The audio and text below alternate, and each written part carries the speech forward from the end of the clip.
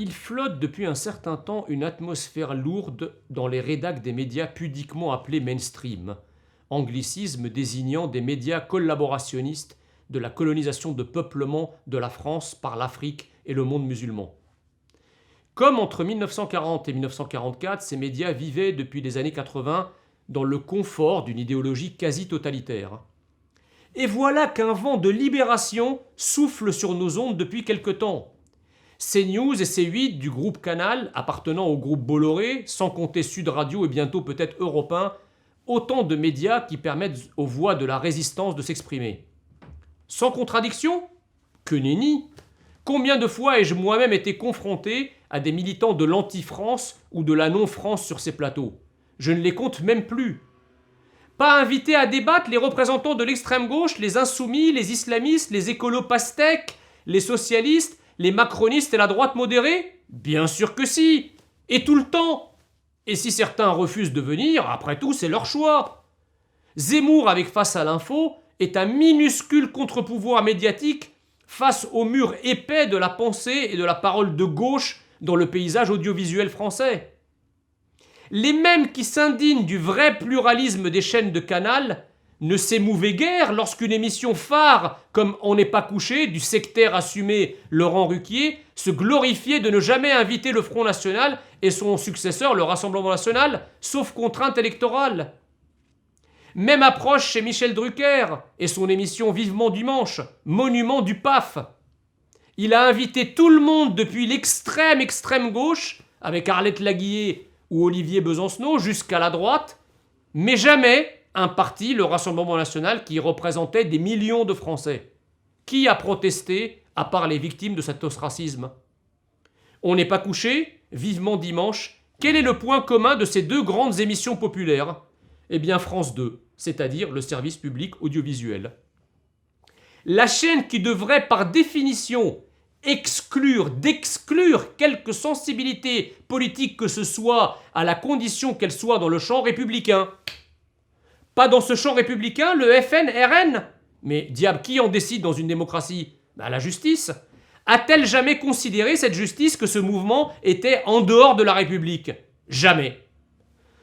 On reproche à Pascal Praud des complaisances partisanes. Mais combien de ces invités dont je suis n'ont pas essuyé ces recadrages virils quand, à tort ou à raison, ils jugent excessif un propos ou une idée ?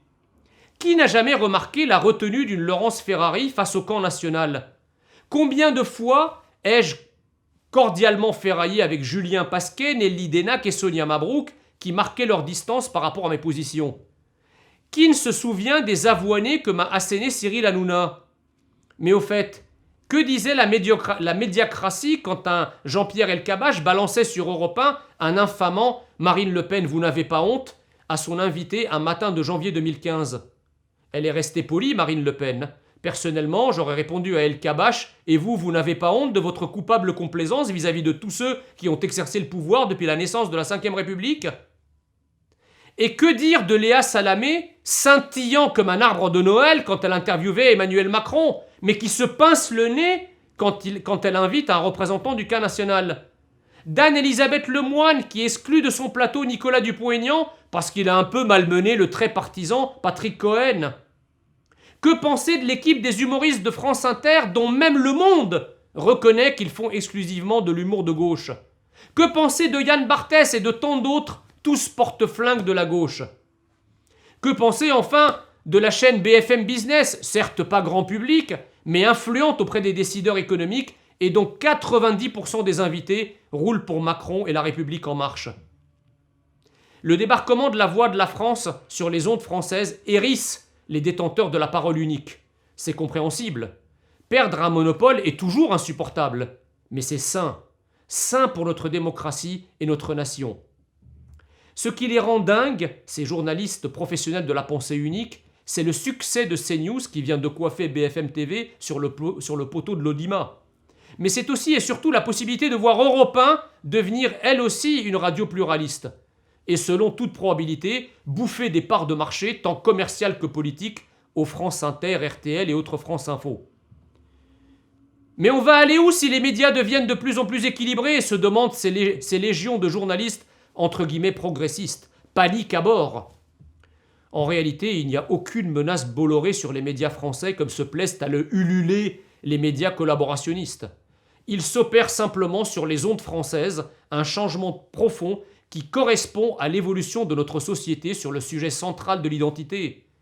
Il était de bon ton de considérer comme une chance pour la France la colonisation de peuplement de notre vieux pays par des hordes ininterrompues de migrants du continent africain et du monde musulman. Mais les données, les faits, bref le réel, a révélé son triste visage, une société ensauvagée, fracturée, islamisée, voilée, radicalisée, communautarisée et appauvrie par un fardeau social accru. Pendant des années, la classe médiatique dominante a tout fait pour masquer, voiler, éluder, relativiser, esquiver, mais rien n'y a fait. Pas plus que la propagande des pays communistes ne pouvait cacher au peuple les pénuries, les queues, la pauvreté et l'arbitraire, les médias français n'ont pu durablement dissimuler le bilan désastreux de leur activisme migratoire et civilisationnel pour transformer la France en république afro-arabo-islamique. Sous l'occupation, c'était la brutalité du nazisme qui maintenait la population sous tutelle. À l'Est, c'était celle du communisme. En Occident, c'est plus subtil et objectivement plus vivable. Nous sommes soumis à l'imprégnation insidieuse et constante d'idées dites progressistes, qui pour certaines sont absolument positives, à l'instar de l'égalité homme-femme et de la lutte contre les violences faites aux femmes. Ajoutons le rejet de l'homophobie et du racisme, car il ne faut pas se leurrer. Ils ont existé en France jusque dans les années 60 à 80. Une forme d'écologie plus agressive que la pépère défense des terroirs qui a permis de faire bouger les lignes sur l'agrochimie, les polluants et ce changement climatique qui fait ricaner certains dans notre camp à tort. Je ne parle même pas des nombreuses avancées sociales que les idées progressistes ont apportées. Je veux être clair, je ne rejette pas le progressisme en bloc, loin de là.